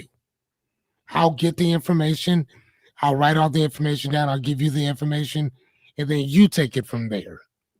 But I'm not taking that because that's not a lane that I want to be in. Right. My thing is somebody helping struggling fathers kind of push our envelope, push our shit forward. That's what I'm doing. That's my thing. And reading a good book while I'm doing it, right? Hanging out with good people while we do it. So That's my thing. I can't speak on anybody else's shit. Well, I think it's the idea of identifying is important too, and being comfortable in your lane too. Like there's some people that for them the stuff that they're interested in, they think that is a negative mark on them. It's like, no, you just got to find people that fuck with you regardless. Find a community of people, a tribe of people that you connect with, like you said. And I think a lot of times people use that as a signifier of, well, I like Dungeons and Dragons, and everybody hates people like Dungeons. No, there's plenty of people out there that mess with Dungeons and Dragons people. You know what I'm saying? I don't know. Fearless, I guess. Yeah. I think you find what you like, you find your lanes and occupy them, and are comfortable in it. Like if you're involved, here's my thing. This might be off subject, but Go ahead, man. if you're involved with something that you feel is seedy or dirty, or you feel guilty about it, why are you involved in it? Okay. If you're involved with something that you're not necessarily proud of, then why are you involved in it? Or at least why you talking about it to other people. Right. Keep that shit to yourself. Keep it to yourself, but then also don't, if you're not happy with the thing that you're involved with to the point where you feel like it's limiting your opportunity to interact with people like a normal human being, then stop interacting with the thing. Mm-hmm. You know what I'm saying? I guess, that's kind of where I'm at. Like if your hobby is collecting dog shit and you're like, man, this dog shit makes my house stink and people think it's weird, then and it makes you feel like you an outsider and stuff like that. Stop talking to other people about your stuff. Stop talking to other people about it. You keep some shit to yourself. Keep it to yourself. But if it makes you, if it doesn't bring you happiness, why are you doing it? Like I just started picking up pieces of dog shit just because. Why? Why are you continuing to do this thing that you don't like? I feel like that on social media, bro. Like, how many times have you been on social media and you've seen somebody's account? All they are posting video clips and news clips and talking head segments of things that they don't like. And all they do is just things that piss them off. How often do we see that on social media? Mm-hmm. And it's like, oh, all social media is a gloom and doom. That's all you watch. That's all you have. That's what you trained your algorithm to deliver to you. Show me all the shit I don't like. Right. And then no, I get that. And so that's what I'm saying. I have my algorithm is so weird, dude. Yeah. But I mean, I'm into weird shit, so it doesn't bother me. But like, but what I like to do because of my algorithm, I like to send my shit to other people. Yeah. I like to jumpstart their algorithm. The one part of it looks like my algorithm, and then they'll hit me up like, bro, stop sending me shit because your stuff is messing up my.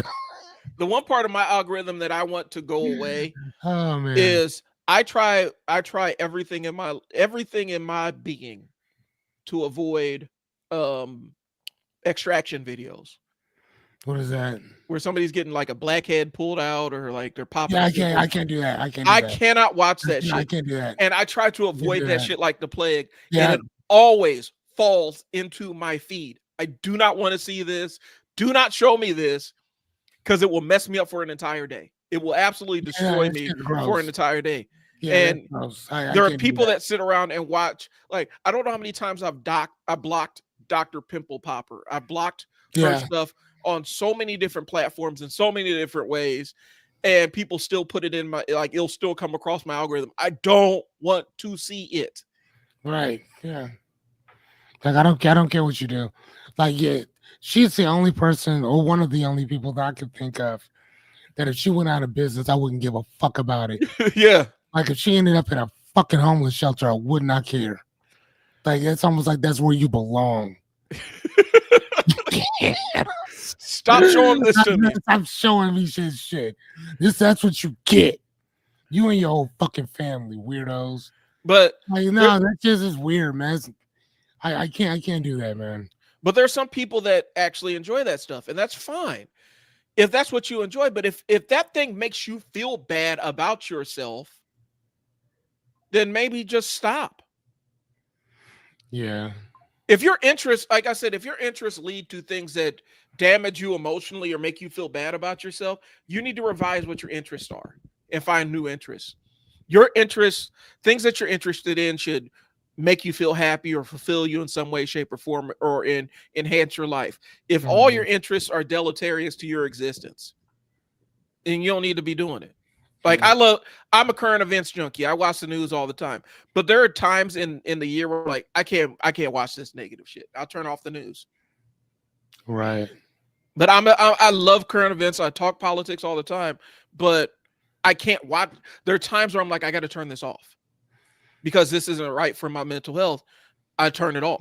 I You know don't what? keep leaning in on Yeah. it. Yep. There's actually this young lady, dude, she's an amazing storyteller, but she's on, I have her on Instagram, but she's always talking about like the black plight and slavery and this. I mean, it's always very, it's factual based, historically, factually based, but it's negative as fuck. And I'm like, bro, I can't watch that today. Yeah. So I'll see her and I'll just scroll up. So sometimes I can just sit and watch it, but sometimes, man, I gotta keep like, no, bro, like I'm like, you know what I'm saying, like, and then sometimes, you know what I'll do?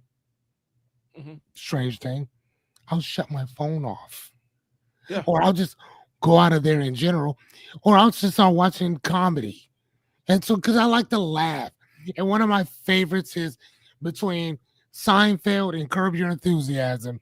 I will watch that shit for hours, just cracking up. Stuff that I know that I've already seen before, just so I can laugh. Because, my God, dude, like, I'm a black man in America. Right. You don't think I know how bad shit can get here? Like, I love what she talks about. I love being, I love learning something new because I'm a learner. I love learning. Right. But bro, calm the fuck down. All like, can you tell me something positive? Some Mix some shit in with there. Again, even with the books that I read, the ones right up above me are philosophy and religion. Mhm. Okay, everything over there is science based, science, words, stuff like that. Behind me, you might see my television. There's a bookshelf behind there which has business stuff, all that type of stuff.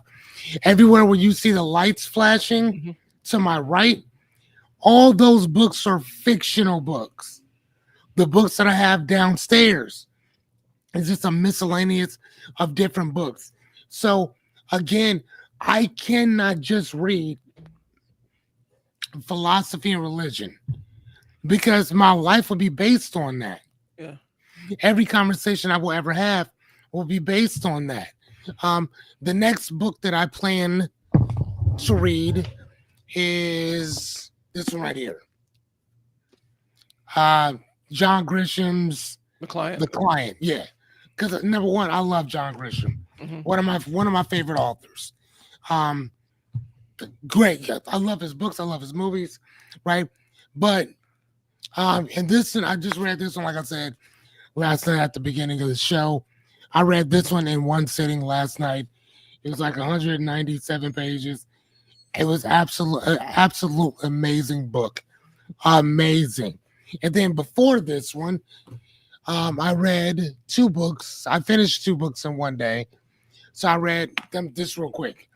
So I read this one right here, which is Us Against You, Mhm. which what I did not know, this is actually part two of a three-part series. I did not know that from this guy. I read this is my third book of his. And then as soon as I finished this one, I started this book right here and finished that one too. This book here was only 98 pages. Mhm. All right. And so this book is called Passing. There's also a thing on, I think either Netflix or Hulu, and it's called Passing. It was okay. It was a pretty good book. If you watch the movie, they basically took everything out word for word from the book, put it in the movie. So like, yeah, there you go. So, Yeah. but so here's the thing. So these last two that I read are like race based, right? Yeah. Type books. I was going to read this one, The Secret Life of Bees, because I've heard about it for quite a while now. And I'm like, oh man, I should read that. And then I was like, nah, because then that again, it's more race stuff or whatever. So I'm like, you know what? I'm pretty sure this one is too, but this one's a little bit more like I like law type books anyway. It's not as heavy. It's not as heavy, or maybe it is. I just don't know it. But I like law type of books or whatever like that and stuff. So there's all types of stuff. So then I have this one right here, which I read, which was actually really good.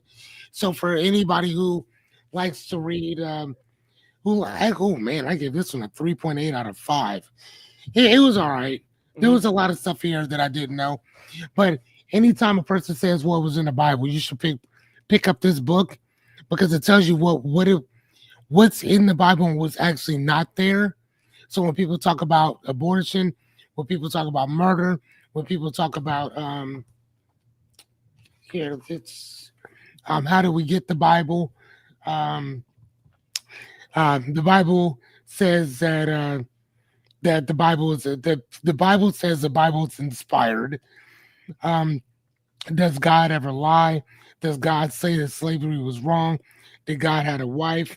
Uh, rape, uh, stuff like that or whatever. Satan, homosexuality, women being covered up. Um, did Jesus ever say that he was God? What was actually the mark of the beast? Mhm. Sinners will be punished forever in hell. These are all the things that the book literally talks about. So again, I am all over the place because I cannot, like I told you before, I cannot just read one type of book. I have to read a multitude of books. Otherwise, I'll go insane. Okay. Yeah. I'll go insane. I have to, right? And then, not even mention that, I also subscribe to but the Book of the Month Club, and I have like 5 openings. I've been with them for 3 years now, I think. So like we're like best friends now. Like they have this thing or whatever.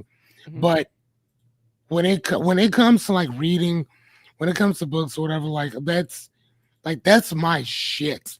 Like when I go to like book talk and I look at the things that they're talking about, 40% of the books that they're talking about, I've already read them. Like, and now you might think, like, damn, 40%, that's not a lot. It actually is if It you think is. about books from a standpoint of how many books there are versus new, contemporary, classic, this and the other. I either have them or I've already read them. Everything up on top of those lights that you see flickering up there are all like they're all classic. So you'll have James Carville, um what book he wrote, The Shogun. You'll have your boy, what's that dude, man? Um he writes a lot of horror books. Actually, he did. I think he's there. H.P. Lovecraft. Yeah, Lovecraft. Lovecraft got him up there. The Odyssey's up there. Um, the Dorian is actually in front of my house or whatever. That's the guy who took his picture and he can never age. Oh, the Dorian Gray. The Dorian Gray, yeah, that's over there. All of the Silence of the Lamb books, whatever, have them. I mean, you name it, I have a section for it. Like, but I cannot just read just one thing and stay there. Just like I can't watch one type of thing and just stay on that. Like, you know what I'm saying? Like I Mhm. need some type of I need more than I I need an influx of something different. Well, and to your point, you know, you can shift gears between what you're feeling, like what kind of mood you're in, Sure, based yeah. on what kind of book you are in. Yeah. And that's I do think that a lot of people don't have that ability to amend their interests. I'm gonna say this and we can start wrapping up. Um, So, so one of the things I was really into, like one of the games I play a lot was Overwatch, right? And so there's a whole community online of content creators that were doing Overwatch related content with strategies and stuff, because there's a lot of strategy involved in the game. And so there was one that I was following called Blame the Controller.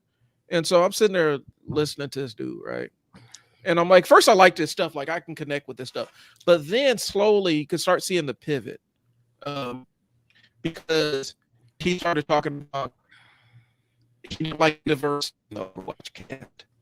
And he didn't like the fact that there were gay people on Overwatch as players on Overwatch. And then he slowly starts spitting into anti-woke and against the SJWs and stuff. And instantly I'm like, I don't want to mainline this.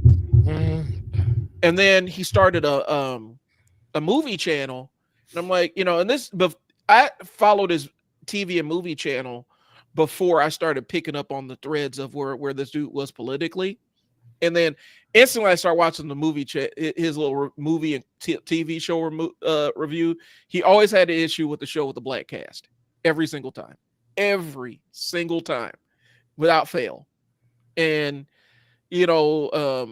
I know the big thing was Lovecraft Country. He didn't get aspects of the historic. He was mad because there was historical. I have both books. I have both of them. So that's what I'm talking about. I have both of them. Yeah. I haven't read them, but I have them. He was mad because of the historical racism presented in a show about black people in the 20s and 30s and 40s. So what? He didn't think that it existed? He didn't think that they should emphasize it, where the show is about black people living in segregation. He thought it was unnecessary. About a black show. So I mean, that's almost like talking about the 1930s and 40s in Germany. You not mention who was actually running shit at that point, and trying to explain, because he is sitting there, he's like, he didn't get the theme. And if you watch Lovecraft, if you've seen the show Lovecraft Country, I haven't. Okay, so basically it takes each, like once you get past the first group of episodes, each episode is a specific genre within the sci-fi or horror movie genre. And all of the genres are where black people aren't represented. And so each episode, like one's more of a slasher, one's more of a ghost story, one's more of a splatter movie. And so if you're familiar with the different subgenres within horror, they are actually doing those in like one episode is this, one episode is that. So you're jumping through different subgenres in the larger theme of horror. And so, but he didn't get it. Well, the tonality and blah, blah, blah. And then he didn't get some stuff that would be deliberately scary. Racialized violence would be deliberately scary, as a construct of telling the story. But it wasn't anything that was outside of what people's experiences were. And so, but he just didn't get any of it. And so listening to him, you could see that he always had a grudge. Like he always, like if there's a black character, he'd always mention, and I don't know why they needed to be, they felt like they needed to make this character woke. We know what that means. And so instantly I'm like, I'm off of this. I can't I started saying I'm starting to divest from this dude's content. Even though he's making stuff that I like, the little slips and stuff in there, it just puts it in my brain. I don't like it. It pisses me off and I don't want to listen to it. So I shift it away to somewhere else. So I mean, as a when I look at that word, I guess within itself, woke, and correct me if I'm wrong, but every time I've looked it up, it basically means that you're calling out racism when you see it. Yeah. That's all that is. That's how it's been since the Harlem Renaissance, when this first started popping up. And for those that don't know, so am I wrong? Yeah. That's what it is. So it's calling out racist or injustices when you see it. Yeah. And that's what that's what saying. I'm woke to you. I acknowledge what's going on here, and you call it out. So when people say that I'm anti woke, does that mean that it's not? Is it that they don't want to see it, or are they saying that that doesn't exist, that it's not there? And that question is the question, because what it really is, it can mean any number of things. It can mean I don't believe in it. It can mean I don't care. It can mean I'm using a completely different version or a definition of this word that was created in modern think tanks and modern right-leaning think tanks, where we're going to take this word and turn it into something else and make it a pejorative, and then we're going to attribute that to everything we don't like culturally. You made it a culture war signifier, as opposed to when I tell people, like, black people have been saying internally in our community, we've been saying the word woke to signify exactly what you're talking about. If you trace it back, it goes all the way back to, I think, Lead Belly and the blues singer Lead Belly and the Harlem, right before the Harlem Renaissance. We've been using that word for that long internally. And even if you're not using that particular word, the definition has always been the same. Yeah, for us, it's always been the same. But there's and Rufo, like Chris Rufo, he's been one of the architects of this. He's a right wing, harsh right wing conservative. He's the one that was behind the entire DEI thing. Oh, and making that, spinning the public perception on that. And so their entire strategy is to take little bits and pieces of nomenclature and make it negative so that they can turn people against it really fast without really having an idea of what it actually means. And so what it actually is. And so they're basically using our own, they're using our own words, not only against us, but because you're not going to go look it up yourself. Mm-hmm. They're giving you not only the word, but they're also telling you what the definition is, mm-hmm. or what their definition is, not the definition. Yes. Their concept of the definition, and the fact that you're not going to go look that up, and they know you're not going to look that up, that you consistently keep pushing that agenda a tad bit further. Yes. What can I also can I liken this to when black people were calling each other, or still some people still do, calling each other Uncle Tom. Mm-hmm. Like, so anytime you hear something derogatory and you call another black man an Uncle Tom, that was supposed to be one of the most disparaging, the demonstrative things that you can say to another black person, and we would get upset. We would get extremely offended by that. Mm-hmm.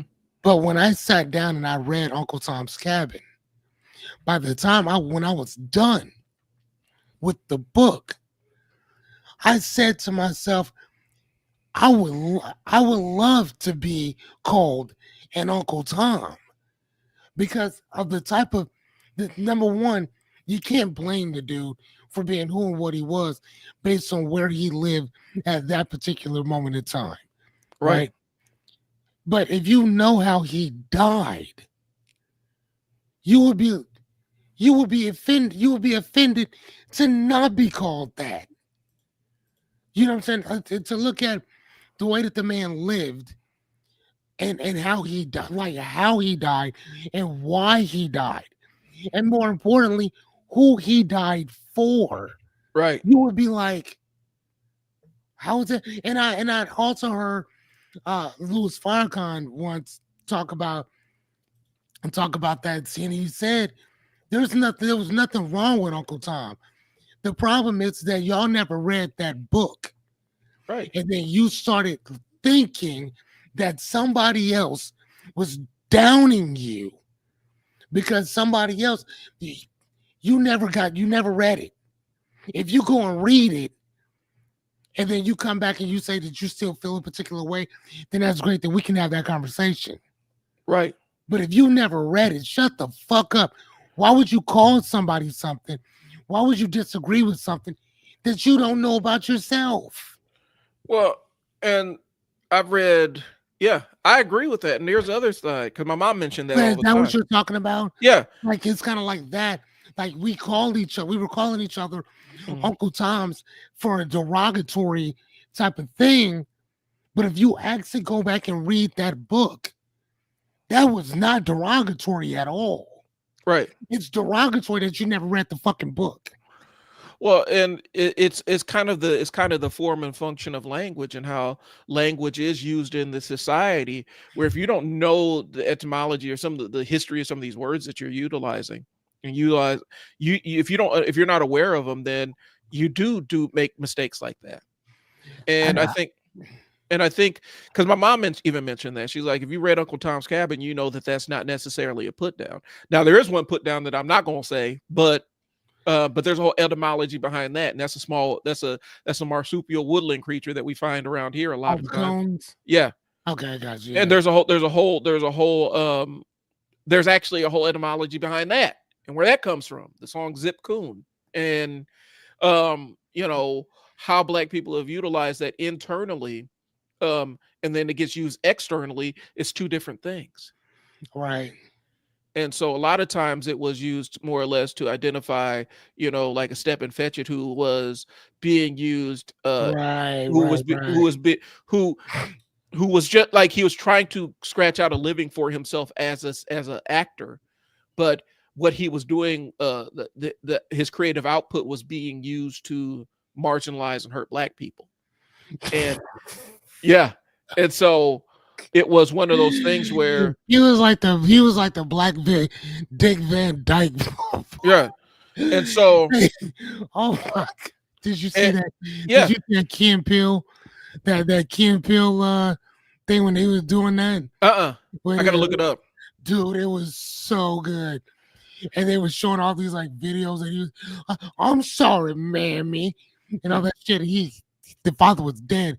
They took that film and put it in the casket with him. Yeah. Well, and when you look at it, it's kind of a tragic story because that's literally the only way that he could work. Right. That's the only way that he could pay his bills Right. following the craft that he loved. And that's the only roles he could get. But at the same time, it was hurtful to black folks to advance that. And so what it is when we use that word internally, it's identifying somebody who's actually a threat to the rest of us. And is going to absolutely hurt us or collectively hurt us as individually or as a collective. And that's kind of what it is. But then when it gets outside of us, it becomes something else. And so that's Hi, that's Brian. how's it going? And so that's what it is. And so a lot of times we end up falling down these rabbit holes. But anyway, I gotta wrap this thing up because I got a 1 o'clock. So Alrighty. So stay tuned. Hopefully we'll be back. Hopefully next week I will have my tool kind of worked out so we can test it out a little bit better, and see what happens with it.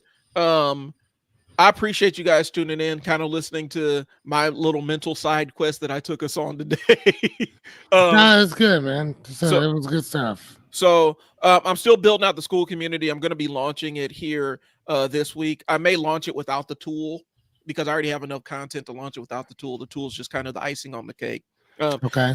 If you're looking to monetize your skills, if you are in a job where you're like, I feel like I should be doing something else, and you want to learn how to make a little bit of side income for yourself, or even jump into business ownership and figuring out your pathway, or you just want to know what your bankable skills are so that you have a more powerful position in negotiating your salary, join the school community. Should I post a link for it? Because I'm not quite... Yeah, no. Okay. Wait till next week. Yep. And you know what? Another thing too, whatever. I think that's what we should talk about. Next week is negotiations. Yep. Okay. Yeah, we can do that. We can absolutely do that. Talk about negotiating. I mean, like and the myth and some facts around it and some myths as well, because I think that if some of you try to negotiate, you're going to negotiate yourself right into the unemployment line. So we should probably kind of give you some tools, tips, and strategies on that one. Yeah. And so yeah. Okay, so next week's gonna be negotiation. There it is. Thanks for tuning in, y'all. I'm Brian. Fearless. Talk to y'all later. Deuces. Peace.